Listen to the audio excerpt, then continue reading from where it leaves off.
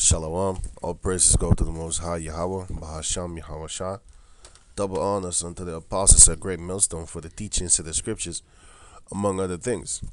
And shalom to the sincere Akim doing his work in sincerity and in truth. Now, this is Genesis chapter 39, subtitled Joseph and Potiphar's wife. Verse 1. And Joseph was brought down to Egypt because he was sold by his brethren. And Potiphar, right, an officer of Pharaoh, captain of the guard, an Egyptian, so he was a Hamite, bought him of the hands of the Ishmaelites, which are Arabs, which had brought him down thither. And the Lord was with Joseph, and he was a prosperous man, and he was in the house of his master, the Egyptian, as a slave. And his master saw that the Lord was with him, and that the Lord made all that he did to prosper in his hand. The Most High was with Joseph, man. Joseph is the father of the so-called Puerto Ricans, the Ephraimites and Manasseh. Going on, and Joseph found grace in his sight, and he served him, and he made him overseer over his house, and all that he had, he put into his hand. Overseer is the one that rules over the household,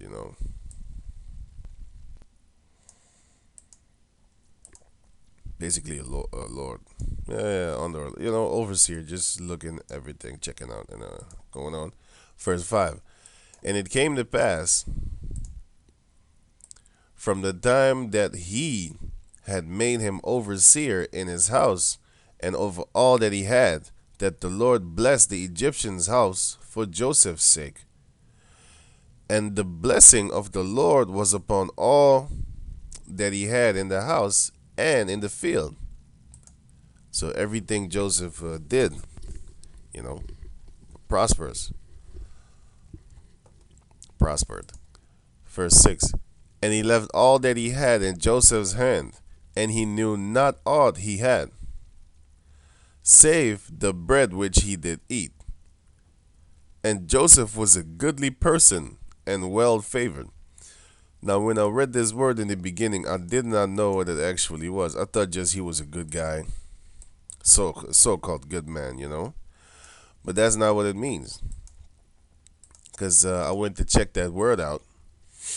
It's Genesis chapter 39 and 6, right? Here, as you can see, Genesis 39 and 6. So I clicked on the first word where it says, and Joseph was a goodly. I clicked on the word 83, 89. Here you have it. Thar.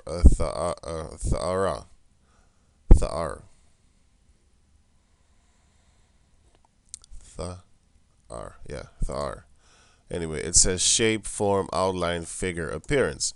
So it's talking about the way that he's built. Then I checked out the second word, which is, and Joseph was a goodly person and well favored. So I checked out H3303. As you can see, it's here. Yapa, right? It says fair, beautiful, handsome. So I checked out the other word, favored, which is H4758. 58, yeah. Sight, appearance, vision. So basically what it says is his appearance was beautifully handsome in the sight. So his figure, his outline, his shape. So basically what it says over here is this. And Joseph was a handsome, well-figured, well-shaped man. Right? So I'm going to read it again. Genesis chapter 39, verse 6. And he left all that he had in Joseph's hand, the Egyptian guy did. And he knew not aught he had, save the bread which he did eat. And Joseph was a very handsome and a very beautiful shaped man, a good shaped man. He probably had the muscles, the big chest, the stuff that women like. Verse 7. And it came to pass after these things that his master's wife cast her eyes upon Joseph. Because in the beginning, when I read this in the seed, this is why this is why the English is it lacks in explaining certain things. You just don't get the full understanding if you read English. You got to go back to the root words, which is the Hebrew. Anyway, and it came to pass that after these things, that his master's wife cast her eyes upon Joseph and said, "Lie with me." Man, she was moist. She was wet as fuck. She was wet. Yo, she had that spider sense tingling in her popo, in her poo poo. She was so moist and wet. She was ready to. She was like, "Lay it on me, man. Lay it on me, son." That's how she was. She was really horny, man. Verse 8. But he refused. Now the reason why he refused is also because not also, but it's yeah. Let me just get it. Is because of this. Leviticus chapter 20, verse 10. And the man that committed adultery with another man's wife, even he that committed adultery with his neighbor's wife, the adulterer and the adulteress shall surely be put to death. So that's a sin unto death. So that's why he didn't do it. Because if he was like for example, one of them niggas of today, he would straight have sex with this woman, man. He has no moral sense. He's a demon basically. But anyway, but he refused and said unto his master's wife, "Behold, my master would not what is with me in the house, wotteth not." And he had commanded all that he had to my hand, right? There is none greater in this house than I, neither had he kept back anything from me but thee, because thou art his wife. How then can I do this great wickedness and sin against the Most High? Yes, that would be a sin against the Most High, plus it would be a great wickedness. Here it is, the man is basically helping you, even though you were sold unto him unrighteously as a slave. And he still put you above everybody in his house because he had servants. He must have had other servants, because he was an officer of Pharaoh, captain even, of the guard. So he had other men working for him. So it's a great wickedness in a worldly way, but it's a sin against the Most High in a spiritual way, and also in the flesh, spiritual and the flesh, because it says in the book of Proverbs, Proverbs chapter 6, it says, Proverbs 6 and 32, it says, "But whoso committeth adultery with a woman lacketh understanding.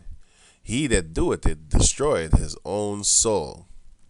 A wound and a dishonor shall he get, and his reproach shall not be wiped away." You don't get a clean slate after this one, my man. "For jealousy is the rage of a man. Therefore, he will not spare, in the day of vengeance." A man is supposed to be jealous when you sleep with his wife. Okay? Nowadays they teach you, "Oh, you jealous, you just leave the woman, she don't want to be with you no more." Nah, nigga, you disrespected me and you need to be beat. I'm not only gonna beat the man. The first one I'm gonna pound upon is the woman, cause she's the one that spread her legs, and she's the one that actually solicited in that sex. I mean, she's the one that gave the permission to get fucked, basically. Cause if she doesn't do that, then he raped her while she is my woman, and that would make him a person of interest for death or just to get beat up, whatever. You really want to kill him, but then you gotta think about the cops. But anyway, he will not regard any ransom. So a jealous man, it doesn't matter if you pay him. Neither will he rest content, though thou givest many gifts. Doesn't matter what you give this jealous man. If you have sex with his wife, the day of vengeance is in his heart, and he will kill you if he know that he can get away with it. You know, if you give him the opportunity, like, oh shit, today's the day. There's nobody around. I could just slay him right here, and nobody will know. And the Most High won't hold you accountable either, because you're supposed to put his ass to death, according to the book of Leviticus, chapter 20, verse 10. But I would advise you, brothers, not to do that, because we're basically in slavery under the so-called white man. The Edomite is his actual biblical name. They're cave people, beasts from the caves, and we're under their rulership. But they the devil, because they claim and they swear on the Bible every day of their life in the court system of America, because every day there's a court system in America. There's a court hearing or whatever in America. So they swear every day on the Bible. But meanwhile, the Bible says not to swear. I know where it is. It's James 5, but I wanted to get the one in Matthew's. But I'm going to get them just both. Here's one in James 5, and the other one is in Matthew's 5, where it says, but above all things, Matthew's 5 and 12, but above all things, my brethren, swear not, neither by heaven, neither by earth, neither by any oath, but let your yea be yea, and your nay, nay, lest ye fall into condemnation. And that's the same with Matthew chapter 5. I'll rather put it here because there's more to that. Matthew's 5.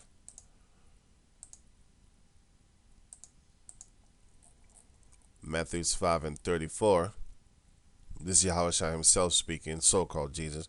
Matthew's 5 and 34. But I say unto you, swear not at all, neither by heaven, for it is the Most High's throne, neither by earth, for it is his, the Most High's footstool, neither by Jerusalem, for it is the city of a great king, King David, and the Lord, which everybody calls Jesus, which is King of Kings and Lord of Lords. He's gonna be the King of Jerusalem in the near future. But anyway, going on. Neither shalt thou swear by thy head, because thou canst not make one hair white or black. And that's not talking about using supplements like hair coloring or hair dye or whatever. You can't do it by yourself. So shut the hell up. Because you have stupid people always saying, well, we could dye our hair nowadays. I mean, shut up. Anyway, verse 37. But let your communication be yea, yea, nay, nay. For whosoever is more than these, whatsoever is more than these, committed of evil. Cometh of evil. Cometh of evil. So if you're trying to swear, you're committing evil. You're doing evil. Just say yes or no. And if they don't believe you, too bad for them. You don't have to. You must not swear whatsoever. So don't swear on the Bible too. That shows you that these white people are the devil, because they make you swear on the Bible while it says in the Bible not to swear. Real funny. Oxymoron. A paradox. Let me just go on. Genesis 39 and 10.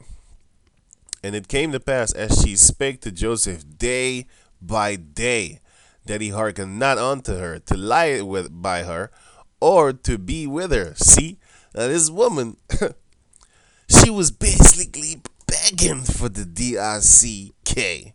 She was begging it day by day, man. She was begging it and begging and begging and begging. You know, come on, lay it on me, lay it on me. I want to bend over for you, do it real good. You know, maybe suck a mean one. I don't know, just nut in me, whatever. She was begging day by day. All right. Verse 11, and it came to pass about this time that Joseph went into the house to do his business.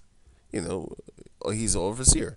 And there was none of the men of the house there within. So all this time, she was doing it, and the men were just in the neighborhood or whatever. And she's saying, like, yo, yo, yo, F, F me, you know? But anyway, first, she was moist as fuck, man, I'm telling you. Fuck me, fuck me. You know, this is bullshit. But anyway, verse 12. And she caught him by his garment, saying, lie with me. And he left his garment in her hand and fled and got him out. So he basically ran. This bitch trying to rape him. you know? You know?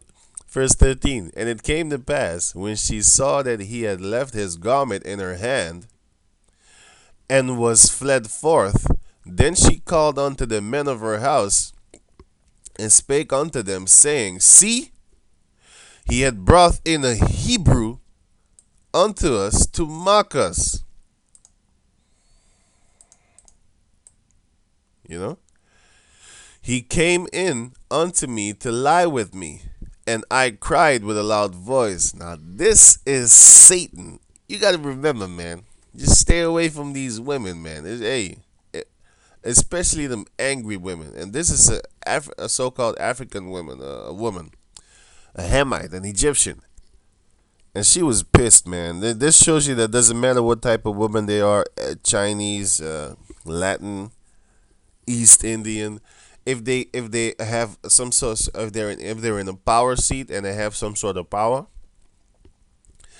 and you make them angry, they're gonna try to get you, man. They're gonna lie and say he raped me. That's the same thing the so-called white woman used to do back in slavery, when the bucks didn't want to have sex with her because he was scared, because he was going to lose his life. There were no condoms back in those days. He was scared because he might lose his life if he has sex with the slave master, his daughter.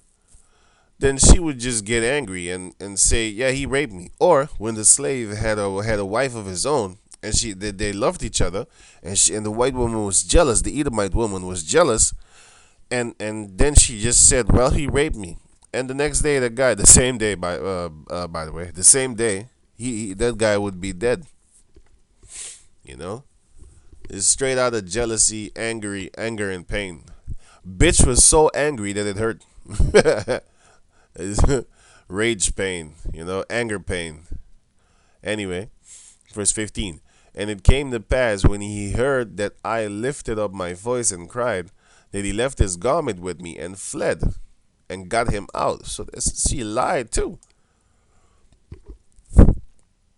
And she laid up his garment by her, until his Lord came home. And she spoke unto him according to these words, saying, the Hebrew servant, right? All right. The Hebrew servants which thou hast brought unto us, came in unto me to mock me. And it came to pass, as I lifted up my voice and cried, that he left his garment with me and fled. But actually, you know what happened.